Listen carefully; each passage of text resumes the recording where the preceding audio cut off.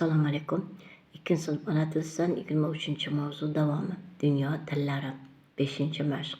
Rasmga qarab savollarga javob bering. Bu joyda siz nimani rasmini ko'rib turibsiz? Albatta, bu joyda bolalar sayrga chiqishgan va bu joyda muzqaymoq yeyish arafasida turibdi. Birinchi, bolalar qayerda? Savollarga javob yozamiz.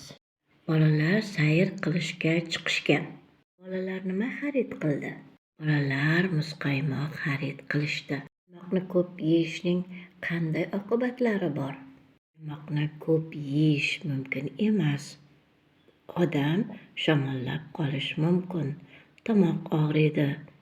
Savollarga javob berganda qanday nutqdan foydalandingiz? So'rash, xabar berish, tushuntirish nutqidan foydalandik. Og'zaki nutqdan foydalandik. Ya'ni biz savollarga javob berish uchun so'radik, xabar berdik, tushuntirdik. Undan keyin esa og'zaki nutqdan foydalandik. Yodda tuting, qoidani tushunib oling. Nutq kishilarga shaxs va narsa haqida xabar berish yoki so'rash uchun kerak. Yodda chiqarmang. 3-mashq. O'qing. Matndagi ism va familiyalarni yozing. Birinchi o'tirgan bola og'zaki nutq javob berib turibdi, ikkinchisi esa yozma nutq. Og'zaki va yozma nutqning farqini tushuntirib, bu haqida bir-biriga bog'langan 4 ta gap tuzing. Ikkita bolaga ism familiya qo'ydik. Nodir Ibragimov, Zafar Asadov. Og'zaki nutq. Nodir bugun o'qish kitobidan ertak gapirib berdi. Bu og'zaki nutq. Zafardan ertakni tushunganini so'radi. Zafar esa shu ertakni ma'nosini yozdi. Bir necha savollarga javob yozdi. Biz mana shu rasm asosida 4 ta gap tuzdik. Gapimizda birinchi o'tirgan bolaga Nodir Ibragimov deb ism qo'ydik. U og'zaki nutq, ya'ni o'qish kitobidan ertakni og'zaki gapirib berayotganini aytdik. Ikkinchi rasmda esa Zafar Asadov, u esa yozma shaklda javob berdi. Ya'ni ertakdagi tushungan narsalarni ma'nosini yozdi va savollarga javob berdi. 4-mashq. O'qing. Tushunganlaringizni qisqacha yozing. Buvilarimiz biror muhim ishni unutib qo'ymaslik uchun ro'molning uchini tugib qo'yar ekan. Keyinroq tugilgan ro'molni ko'rib, o'sha yumush yodga kelar ekanda. Bu ham yozuvning bir ko'rinishidir. Odamlar hali yozuv ixtiro qilinmagan vaqtlarda ana shunday buyumli yozuv yordamida xabar almashishgan. Masalan, ovchilar biror narsa qoldirib bu joyda yirtqich hayvonning uyasi borligidan qabiladoshlarini ogohlantirgan. Mana bunday qilib taxtachaga yozib ketgan. Bu joyda yirtqich hayvonning uyasi bor deb yozib ketgan. Keyingi qabiladoshi buni o'qib, uni tushunib olgan. Yozuvni taxminan 10,000 yil oldin hozirgi Suriya hududida yashagan xalqlar kashf qilgan. Dastlabki yozuvlar piktogramma, surat yozuvi bo'lgan. Bunda odamlar gap yoki so'zni biror narsaning surati bilan ifodalagan. Piktogrammalar tosh, suyak yoki g'or devorlarga yozilgan. Keyinchalik odamlar har bir tovush uchun alohida harf o'ylab topilsa yozish uchun qulay bo'lishini anglab yetdilar. Shunday qilib, ilk harfli yozuvni 3,5 yil oldin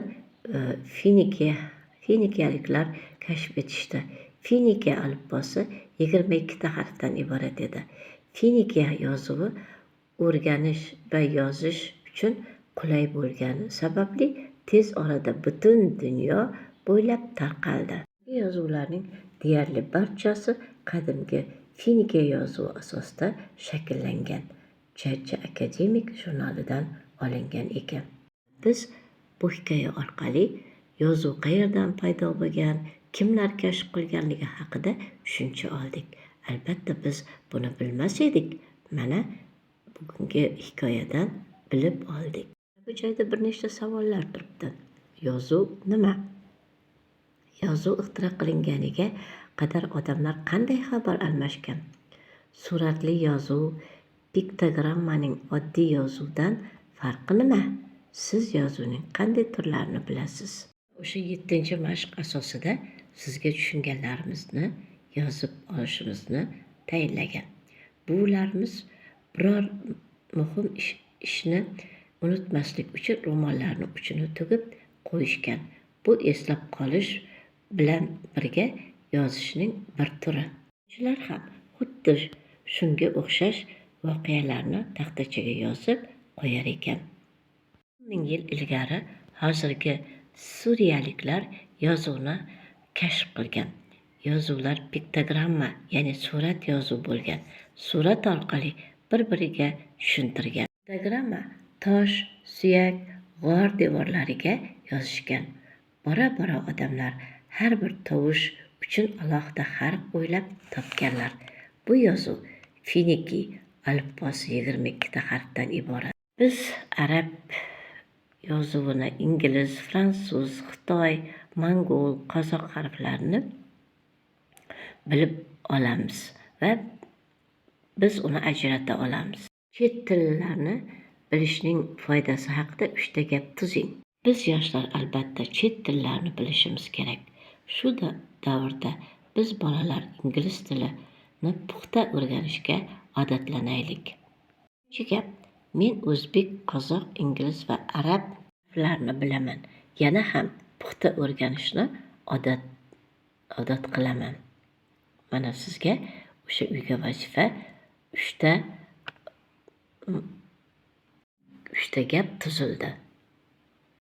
Mana hurmatli aziz mening o'quvchilarim, bugungi mavzu mana shulardan iborat edi.